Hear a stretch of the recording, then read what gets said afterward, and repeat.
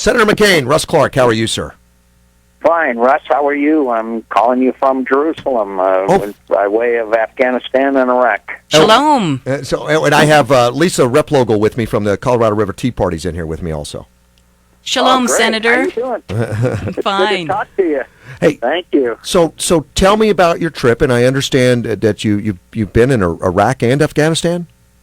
Yeah, we were in Iraq. As you know, they've had a problem with their election over there, forming a government. But right. I was downtown Baghdad, Russ, and we went to a bakery and a shop. And yeah, there'll continue to be attacks, by the extremists, but they can't continue it. And so we have succeeded in Iraq, despite the many of the liberals' predictions that our Marines and Army and Air Force and Navy couldn't do the job over there. So pleased about that. In Afghanistan, we got there the day that General Petraeus took over. And by the way, we honor General McChrystal's service to our country. And we went down we're there in Kabul and had dinner with Karzai, and went down to Kandahar, where we saw some of the operations that are going on. It's going to be tough. It's going to be hard.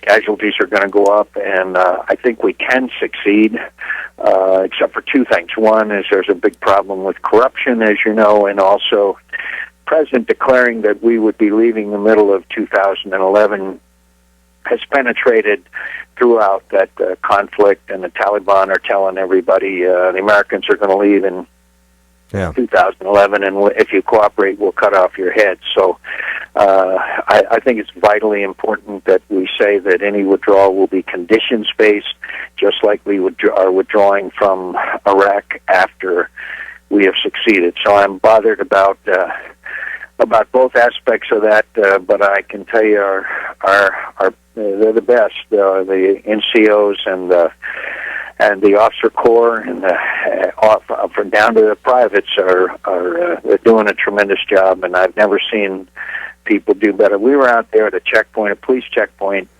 with these. Actually, it was an Army unit. We were there working with an Afghan Army unit, and temperature is 120 degrees, and they're out there doing incredible work. So we can be very proud of them. Here in Jerusalem, as you know, there is the situation vis-a-vis not only the issue with the Palestinians, but of course the Iranian nuclear buildup is a direct threat to Israel, and so that situation hasn't gotten much better, to say the least. So we live in interesting times. Yes, we do. Now, will Petraeus make changes in Afghanistan that you think will give us some success? I think Petraeus, by the way, one of the things that you've talked about on your show is he will, I use the word tweak the rules of engagement. In some cases, the rules of engagement have been too strictly interpreted, which has basically put the lives of some of our people at risk. He's going to tweak that policy so that just doesn't happen. Obviously, we don't want to have any needless or non-necessary civilian casualties, but he is going to tweak the policy so that you can make sure that the lives and well-being of our troops come first. Now, he's already stated that he's there to win this, and he's there to get this done.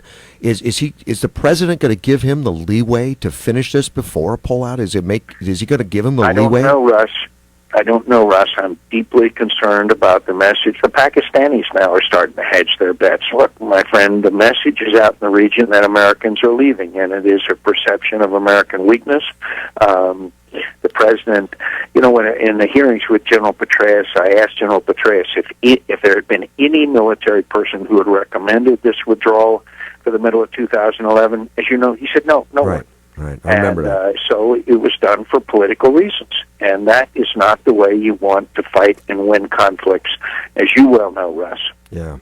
And now you speak of corruption, and of course it's been a big problem down there, and a lot of that has been in the drug trade, the opium, the heroin, and the stuff like that.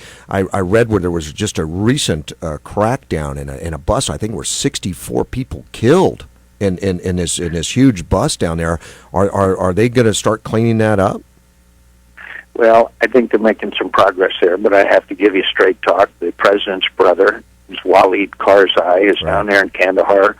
And as you know, Kandahar is the key to Afghanistan. It's the ancient center of culture and everything else. And so you've got a corrupt brother, you've got corrupt contractors, you've got corrupt police. Now we are training police.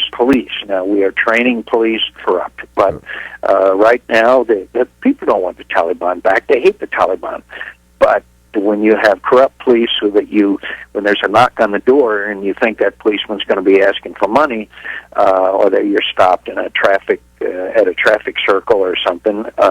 So we've got a lot of work to do in the area of corruption, and as I said, it reaches up to President Karzai's brother, and that is disturbing. Now, I have the greatest faith in General Petraeus and others, but we've got to be straight with the American people on this issue, and the Afghan government has to start cleaning up its act. Now, they're doing some small things, but between now and December, when we make an assessment, there's got to be significant improvement. Now, in Jerusalem, and I guess our the president just had met with Israeli leaders, but are we mending the fence between the United States and Israel now? I mean, there's been a little bit of a rift between our administration and Israel, and a lack of support for some of the things that are going on. More than a rift, more distance than I've ever seen. I hope that meeting at the White House gets the United States and Israel on the same page. Look, we've got a problem in the Palestinian areas. As you know, there's that ongoing conflict. But the Iranian continuing to pursue their activities and nuclear weapons poses a threat to Israel, the entire region. If they get nuclear weapons, the entire region will go nuclear. And we need our friends now. And Israel is our friends. They are our friends. And we've got to do a lot more to mend that rift in our relationship. But I hope that the president's meeting with Prime Minister Netanyahu will work. And I can also tell you what you already know, Russ, the Israeli military is very, very good at their job. Well, and they knocked out a nuclear plant. When was that? The 60s or the 70s? And of course they had our support. They had us behind them, and everyone's got a question right now. Do we, and would we, and where do we stand? I mean, I certainly wouldn't be able to tell you if I was in Jerusalem right now. Well, all I can tell you is that these latest sanctions that were enacted, we hope will be effective. If I had to give you a prediction, they're not severe enough to be totally effective. But I'm glad they're there. The Congress we enacted some more severe sanctions against Iran. But look, I don't want to predict, but a nuclear-armed Iran in this region, the most volatile region in the world, is a direct national security interest. And I'm not predicting anything, but it's already been said by previous presidents that it's unacceptable. There's a blockade now, and I guess people know about the blockade because the Israelis were convicted in the press of being too aggressive, at some of these blockades, because they just want the ships checked that come in because they're bringing rockets in. And at one time, Iran was going to get involved in trying to break the blockade, but I guess all that is calmed down. Is the blockade still in effect? Well, what they were trying to do was have a convoy that would offload stuff into the Palestinian territory. And maybe I can put it in these terms. Suppose that there was an organization in Mexico that was dedicated to the extinction of the United States of America. And they were trying to get stuff in to help their people that were here in the United States or in border areas. I think we would want to know what's coming in there, right? And so what the Israelis offered was that they would offload the stuff, the Israelis would inspect them, and if it was nothing bad, they would unload it and let them move it on into Gaza. And so they didn't want to do that. And obviously there was a confrontation, and obviously that led to the loss of life, which we regret. But I guarantee you that if we put yourselves in the position of the Israelis, and I think you would have at least called for some kind of action to prevent weapons to be brought into your country, which would, or into a neighboring country, which would be used offensively against us. Well, they get rocketed on a regular basis. And these rockets are coming in, and they've got to stop. From Gaza, yes, and it's Hamas. Yeah. Well, it's so some of that is receded. A lot of it is receded. But by the way, we are also helping training some Palestinians police that are bringing in the West Bank, which are bringing some order, which has been helpful in keeping some of these extremist organizations down. But it's a very complex situation. But believe me, this Iranian nuclear threat is very, very real. Estimates vary from 6 months to 2 years before they would have the capability. I'm not sure which is right, but there's no doubt they're on that path. Senator, by the way, speaking of that, could we just talk for a minute, Russ, about this suit brought by the federal government? I read your comments, but go ahead.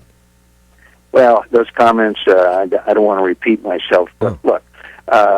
Would the legislature and governor of Arizona ever have acted if the federal government was carrying out its responsibilities? No. So isn't it paradoxical that they are suing us because of what they view as their responsibilities when they didn't carry them out? How do you tell me how that works? It is just upside down. Doesn't make sense. I think our Governor Jan Brewer made a great comment when she mentioned that the federal government is ignoring sanctuary cities that are directly breaking federal law and are going after Arizona, which is in support of federal law. And again, all they had to do was carry out their responsibilities to get our border secure. Yep. And you've seen the increasing news about this increasing violence south of our border. Yep. You saw where 21 people were murdered just 12 miles south of Nogales the other day. You saw where they're using 6 and 7-year-old kids to bring drugs across, and the violence level has gone up and up. And the situation is dramatically different from what it was 2 or 3 or 4 years ago. It is. You know, if you live down there. Well, we do, and we've seen success, as you know, in Yuma, and it's capable, it's political, that we're not having success everywhere. And we could do the same thing in Tucson, in the Tucson sector, if we had the people, the surveillance, and the fence updated and completed. Well, and the surveillance capabilities can do it. By the way, here in Israel, their fence works. Well, fence works, my friend. It works here too in Yuma. Yeah, but we have Janet Napolitano, Homeland Security, saying it's a 1,900 mile border and it's too big and it's too hard and it's too complex. Why don't we have a Homeland Security chief that says we can do the mission? Well, I think that the Secretary, like a number of people, when they leave their home and go to Washington, they suffer some kind of amnesia. Well, are you on your way home today, Senator?